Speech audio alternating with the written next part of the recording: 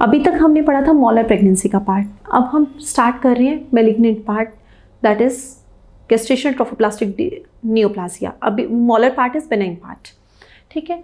इसमें हम देख रहे हैं कि मॉलर प्रेगनेंसी से ही आगे बढ़ के ये नियोप्लासिया बन गया, या फिर ये इसकी जो एटियोलॉजी थी नियोप्लासिया की, या तो मॉलर प्रेगनेंसी थी, या हो सकता है अबॉर्शन की वजह से, या टर्म प्रेगनेंसी या एक्टोपिक प्रेगनेंसी की बात भी बन सकता है, लेकिन मोस्ट कॉमनेस्ट कॉजेस मॉलर प्रेगनेंसी। ये पेशेंट हमारे पास आते हैं, इसमें ये 4 टाइप्स का होता है मोस्ट कॉमनली। जो 5वां पार्ट है वो अभी ऐड हुआ है 2021 की कैंसर रिपोर्ट में, एटिपिकल प्लेसेंटल साइट नोड्यूल, ठीक है। अब कोरियोकार्सिनोमा मोस्ट कॉमन कैंसर होता है जीटीएन में। कोरियोकार्सिनोमा एंड पीएसटीटी, हम इसके बारे में एज ए होल पढ़ेंगे, सबके बारे में। ये सारे का सारा ट्रोफोब्लास्ट का है, सब कुछ बना हुआ ट्रोफोब्लास्ट का है। किसी में ट्रोफोब्लास्ट के 3 पार्ट्स होते हैं, हमने पढ़े थे, syncytial trophoblast, cytotrophoblast and intermediate trophoblast.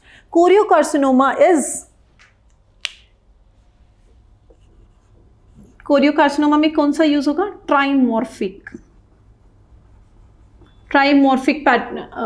Invasion होता है। Trimorphic, syncytial trophoblast, cytotrophoblast and intermediate trophoblast, तीनों का इन्वेजन होगा।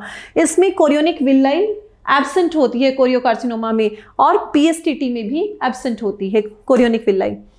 तो कोरियोकार्सिनोमा में जो मेटास्टेसिस होती है वो हिमेटोजिनस टाइप की होती है, जो कि पूरी बॉडी में कहीं पे भी जा सकती है। और उसकी साइट्स कौन कौन सी होती है? मोस्ट कॉमनेस्ट साइट होती है लंग्स में अगर ये जाएगा तो क्या कर सकता है? हीमोथोरेक्स कर सकता है, जो कि एक्सरे पे कैनॉन बॉल अपीयरेंस दिखाएगा, या फिर स्नोस्टॉर्म अपीयरेंस दिखाएगा, जो कि हमें डिफरेंशियल डायग्नोसिस में भी यूज़ कर सकते हैं। हो सकता है कि लंग्स का कोई मेटास्टेसिस है, लंग्स में कोई टीबी हो गया, या तो सेकेंडरी टीबी है, ठीक है, लंग्स में जा सकता है। तो अब हम इसके साइट और पढ़ लेते हैं। कोरियोकार्सिनोमा की मोस्ट कॉमन साइट है लंग्स, ठीक है। सेकेंड कॉमन साइट है वेजाइना या पेल्विस। इसमें लंग्स में अगर होगा तो इसके साथ साथ क्लिनिकल फीचर्स भी देख लो। क्लिनिकल फीचर्स में क्या है? पहले तो हम देखेंगे कि नियोप्लाजिया के क्लिनिकल फीचर्स क्या आएंगे। पेशेंट मॉलर प्रेगनेंसी करके आई थी, हमने सक्शन इवैक्यूएशन कर दिया पेशेंट का। सक्शन इवैक्यूएशन करने के बाद पेशेंट का हमने किया सक्शन इवैक्यूएशन, पेशेंट को वो नियोप्लाजिया में जा रहा है, वो कैसे पता चलेगा? एबनॉर्मल हैवी वेजाइनल ब्लीडिंग होगी, पहला। दूसरा, थीका ल्यूटिन सिस्ट। यूजुअली क्या होता है, जो हमने देखा था मॉलर प्रेगनेंसी में थीका ल्यूटिन सिस्ट बन रहे थे, उसके लिए कोई प्रॉपरली कोई ट्रीटमेंट नहीं करनी। जैसे ही हम सक्शन इवैक्यूएशन कर देते हैं, उसके 2 to 4 months में theca lutein cyst will gets regressed. लेकिन कुछ केसेस में जहाँ पर हमें उसमें कोई ओफ्रेक्टमी नहीं करनी पड़ती, लेकिन कुछ केसेस में जहाँ पर जो सिस्ट बने होते हैं वो अपने एक्सिस पे इतने रोटेट कर देते हैं कि वो हमें बाद में डी रोटेट करने के बाद भी, जब हम डी ट्विस्ट कर लेते हैं उसके बाद भी उसका इन्फेक्शन रहता है, तो हमें ओफ्रेक्टमी करनी पड़ती है, तब करेंगे, अदरवाइज हम नहीं करेंगे।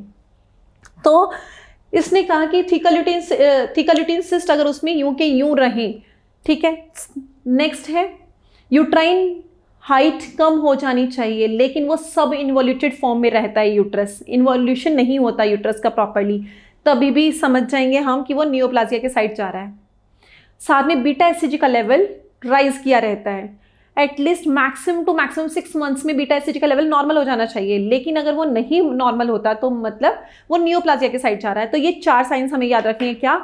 Heavy vaginal bleeding, second uterine subinvolution, third raised level of beta hCG even after 6 months of evacuation, ठीक है। तो ये हम सारे के सारे पॉइंट्स के बेसिस पे हम देख लेंगे कि इसमें नियोप्लाजिया के साइड तो नहीं जा रहा है वो।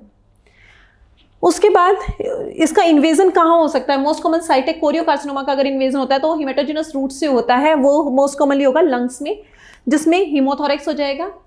डिस्निया के फीचर्स देगा पेशेंट, कफ होगी, कफ की हिस्ट्री होगी, वेजाइना में होगा सबयूरेथ्रल नोड्यूल होगा तो पेशेंट को ब्लीडिंग की कंप्लेंट्स करके आएगी। नेक्स्ट है पेशेंट में लीवर में जा सकता है, लीवर में जाएगा तो क्या होगा? लीवर में जाएगा तो एपिगैस्ट्रिक पेन होगा, ठीक है। ब्रेन में जा सकता है, ब्रेन में जा सकता है, ब्रेन में क्या करेगा? ब्रेन में अगर वो मैट्स बनाएगा तो ब्रेन में मैट्स में हमें अगर हम सीटी स्कैन करके देखते हैं तो हमें लगेगा ब्रेन के मैट्स हैं, ठीक है। ब्रेन में अगर मैट्स बनाता है तो साथ में पेशेंट को न्यूरोलॉजिकल सिम्टम्स आएंगे, हेडेक की कंप्लेन करेगा, स्ट्रोक के फीचर्स भी आ सकते हैं, ये सब फीचर्स न्यूरोलॉजिकल साइंस में आएंगे, ठीक है। तो ये चीज़ हम रूल आउट कैसे करेंगे, इसलिए हर पेशेंट को ये साथ साथ देखते जाओ कि हर पेशेंट को हम इन्वेस्टिगेशन किस बेसिस पे भेजते हैं। ये नहीं कि रट के बैठ गए हम कि हमने रट लिया 4 की ये इन्वेस्टिगेशन कराने है और हो गया, नहीं, हर चीज़ का कोई लॉजिक होता है। क्यों करा रहे हैं, लंग्स में जा रहा है ट्यूमर, लंग्स में ट्यूमर जा रहा है तो इसलिए मैं चेस्ट एक्सरे करा रही हूँ। चेस्ट एक्सरे में कई बार कोई चीज़ें मिस हो जाती हैं तो मैं सीटी स्कैन करा रही हूँ, ठीक है, तो सीटी करा लेंगे। पेल्विस और वेजाइना में भी जा रहा है तो हम क्या करेंगे, अल्ट्रासाउंड करा लेंगे, सीटी एब्डोमेन भी करा लेंगे, ठीक है। लीवर में जा रहा है तो यूएसजी एब्डोमेन हो ही रहा है, साथ में सीटी एब्डोमेन करा लेंगे जिसमें लीवर के मैट्स देखे जा सकते हैं, सीटी ऑफ ब्रेन करा लेंगे, एमआरआई ब्रेन भी करा सकते हैं, ठीक है। तो ये सारी चीज़ें हम देखेंगे जिससे हमें पता चल जाएगा कि कॉम्प्लिकेशन कहाँ है। किडनी तक जा सकता है, किडनी तक ना भी जाए, जो हम कीमो देते हैं या फिर जो भी उसकी वजह से होता है उसमें आरएफटी एलएफटी तो हमें करना ही करना है, वो करेंगे, पेशेंट की सीबीसी कराएंगे। तो ये सब मैनेजमेंट में स्टार्ट में हम मैनेजमेंट जब स्टार्ट करते हैं तो ये सब इन्वेस्टिगेशन कराएंगे। तो ये मैं यहीं से कनेक्ट करती जा रही हूँ कि क्यों हम कौन सा इन्वेस्टिगेशन क्यों कराएंगे, ठीक है।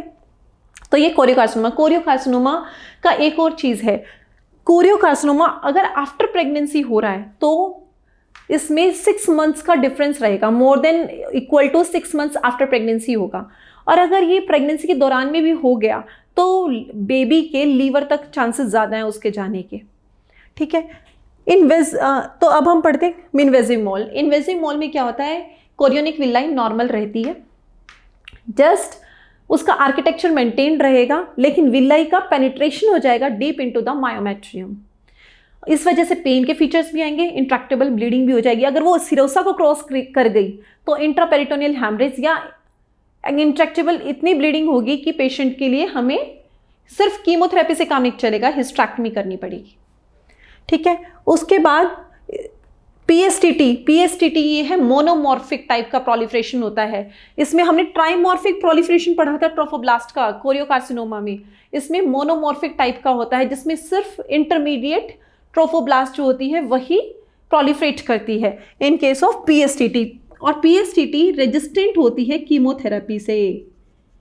ये सबसे ऐसा ट्यूमर, ये कैंसर ऐसा कैंसर है जो कि ओनली कैंसर है जिसका 100% रिजल्ट आता है कीमोथेरेपी से।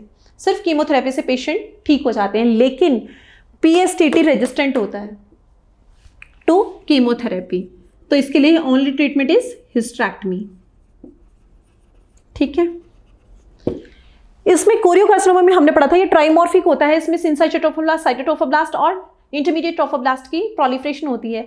अगर उसमें मैक्सिमम सिंसाइटोट्रोफोब्लास्ट की प्रोलिफरेशन रहेगी तो उसको हम बोलेंगे सिंसाइशियल नॉट, ठीक है, इसको हम बोलेंगे सिंसाइशियल नॉट, ठीक है। ये हमने चारों के बारे में जान लिया कि जितना हमें ज़रूरत थी। फिर फीगो के रिसेंट क्राइटेरिया पढ़ेंगे। रिसेंट क्राइटेरिया क्या कह रहा है, फीगो क्राइटेरिया है डायग्नोज करने के लिए। देखो मोलर प्रेगनेंसी हमने पढ़ा था, नियोप्लाजिया जीटीएन जो है वो ज़रूरी नहीं है सिर्फ मोलर प्रेगनेंसी की वजह से होगा। निमोनिक हमने याद किया था, हेट हाइडेंटिफॉर्म मोल के केसेस की वजह से भी आगे चल के नियोप्लाजिया बन सकता है, लेकिन वो 50% हैं, ठीक है। और rest of 50% abortion, term pregnancy and ectopic pregnancy की वजह से होते हैं। तो अगर वो मोलर प्रेगनेंसी की वजह से हुए तो हम कैसे सोच सकते हैं कि आगे चल के जीटीएन में कन्वर्ट होगा। उसमें डायग्नोस्टिक क्राइटेरिया हैं, या तो हिस्टोलॉजी उसकी चेक करेंगे तो उसमें कोरियोकार्सिनोमा या इन्वेसिव मोल के फीचर्स मिल जाएंगे। दूसरा, प्लेटू मेंटेन हो रहा है बीटा एससीजी का। प्लेटू कैसे मेंटेन होगा कि हम डे 1, डे 7, डे 14, डे 21 पे हम बीटा एससीजी का लेवल चेक करेंगे, उसमें एक प्लेटू बनता जाएगा। और अगर उसमें राइजिंग ट्रेंड आ रहा है, एटलीस्ट 3 वैल्यूज ही देख लेंगे, डे 1, डे 7, डे 14 पे राइजिंग ट्रेंड आ रहा है तो हम बीटा एससीजी का लेवल, अगर राइजिंग ट्रेंड आ रहा है तो हम कहेंगे कि ये जीटीएन में जा रहा है। बाकी rest of the things abortion, term pregnancy, ectopic की वजह से भी हो सकती हैं। फिर फीगो की स्टेजिंग पढ़ेंगे हम। फीगो की स्टेजिंग है 2021 की स्टेजिंग है, एनाटॉमिकल स्टेजिंग है ये। उसमें क्या कहता है, एनाटॉमिकल स्टेजिंग में उसे 4 पार्ट्स में डिवाइड किया गया है। 4 पार्ट्स में कैसे डिवाइड किया इसने, 4 पार्ट्स में 1, 2, 3, 4। स्टेज 1 का मतलब है if the neoplasia only limited to uterus, सिर्फ यूट्रस तक है, उससे ऊपर नहीं गया। स्टेज 2 में from uterus till pelvic structures, ठीक है, सिर्फ पेल्विक स्ट्रक्चर्स तक गया है, उसके बाद नहीं गया कहीं, ठीक है, नीचे नीचे एरिया में है, उसके ऊपर नहीं गया, uterus plus till pelvic areas. Third stage में यूट्रस से कहाँ मेट्स हो गए, लंग्स में, क्योंकि लंग्स ही हमने पढ़ा था मोस्ट कॉमनेस्ट साइट है मेटास्टेसिस की। Third is mets to liver, brain etcetera. उसके बाद अब वो बॉडी कहाँ भी चला गया, अपर एब्डोमेन, अपर एरियाज में। तो ये इसके 4 स्टेजेस हैं। जैसे जैसे स्टेज बढ़ती जाएगी वैसे वैसे प्रोग्नोसिस कम होती जाएगी, वैसे वैसे पेशेंट के बचने के चांसेस कम है। जैसे जैसे स्टेज बढ़ी, इंसान ऊपर जाता गया तो ऊपर ही जाता जाएगा, उसके पास बचने के चांसेस कम हो गए, ठीक है, प्रोग्नोसिस कम होती चली गई। फीगो क्राइटेरिया, हमें फीगो प्रोग्नोस्टिक स्कोरिंग है इसके लिए। प्रोग्नोस्टिक स्कोरिंग का ये इतना बड़ा चार्ट आप याद ना भी कर पाए, इसलिए मैंने इसे छोटे में इन शॉर्ट ही थोड़ा सा लिखा है, पूरा चार्ट नहीं याद हो पाता। मेन बेसिक चीज़ याद रख पाना, क्योंकि उसके रिस्क हमें काउंट करनी है। स्कोर हमने किस लिए याद करना है कि हमने इसको 3 पार्ट्स में बना रखा है, low risk, high risk and ultra high risk. Low risk होता है 0 to 6 स्कोर का, जिसमें हमें सिंगल एजेंट की कीमोथेरेपी से काम चल जाता है। हाई रिस्क में मोर देन इक्वल टू 7 की अगर स्कोर रहेगा तो वो हाई रिस्क होगा, जिसमें हमें मोस्टली मल्टीपल एजेंट कीमोथेरेपी देनी पड़ती है, ठीक है। और अगर more than equal to 13 score हो जाता है तो पेशेंट के मैक्सिमम चांस हैं विद इन 4 वीक्स पेशेंट की डेथ हो सकती है, क्योंकि वो बहुत फैटल होता है, ठीक है। और इसमें एक स्कोरिंग में याद रखना कि स्कोरिंग 0 से स्टार्ट होती है, 0, 1 to 4 होता है, 3 नहीं आता बीच में। तो उसमें से आप मेन याद रख लेना। उसमें ये याद रखना कि एज एक फैक्टर है, लेस देन 40, मोर देन 40।